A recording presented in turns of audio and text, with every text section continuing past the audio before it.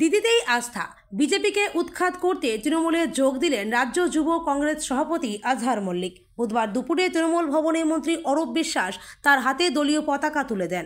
সম্প্রতি তৃণমূলে যোগ দিতে চেয়ে তিনি মুখ্যমন্ত্রী মমতা বন্দ্যোপাধ্যায়কে চিঠি লিখেছিলেন।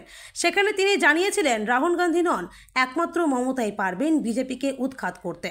চিঠিতে মুখ্যমন্ত্রীর উদ্দেশ্যে তিনি আরও লিখেছিলেন, আপনার দীর্ঘদিনের লড়াই এবং আত্মত্যাগ আমাদেরকে লড়াই করার অনুভূতি যোগায়। সারা ভারতবর্ষ তথা পশ্চিমবঙ্গে একমাত্র আপনিই বিজেপির বিরুদ্ধে লড়াই চালিয়ে যাচ্ছেন। আপনি বিজেপিকে দেশ থেকে উৎখাত করতে পারবেন, কংগ্রেস বা রাহুল গান্ধীর দ্বারা কোনো মতেই সম্ভব নয়। এরপরই রাহুল গান্ধীকে কটাক্ষ করে আজহার লেখেন, রাহুল গান্ধীর অপকর্ম এবং কংগ্রেসের নিষ্ক্রিয়তা বিজেপির উত্থানের কারণ। পশ্চিমবঙ্গ রাজ্য কংগ্রেস তার আরও এক নিকৃষ্টতম উদাহরণ। তাই আপনার মহানুভবতা এবং আদর্শে অনুপ্রাণিত হয়ে আমি তৃণমূল কংগ্রেসে যোগদান করার ইচ্ছা প্রকাশ করছি। আমার সঙ্গে 14 জন জেলা যুব কংগ্রেস সভাপতি এবং রাজ্য কমিটির আরও 17 জন যোগদান করতে ইচ্ছুক। বিজেপির বিরুদ্ধে লড়াইয়ে আমরা সামিল হতে চাই। সূত্রের খবর, আজহার সম্প্রতি তৃণমূল যুব সভানেত্রী সায়নী ঘোষের সঙ্গে একটি বৈঠক করেন। মমতা ব্যানার্জি মমতা বন্দ্যোপাধ্যায়ের উন্নয়ন দিক দোকানকে ছড়িয়ে দিন।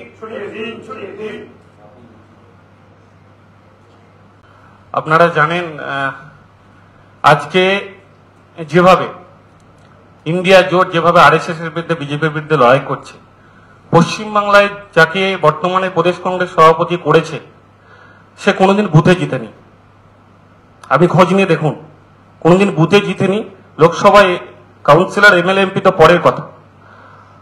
তিনার চিন্তাধারা আরএসএস চিন্তাধারা, তিনি আইডিওলজি আরএসএস আইডিওলজি নিয়ে চলেন।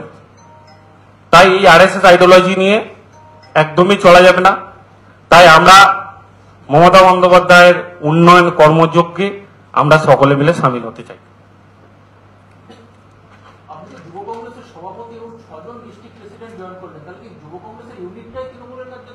সবাই চলে আসবে।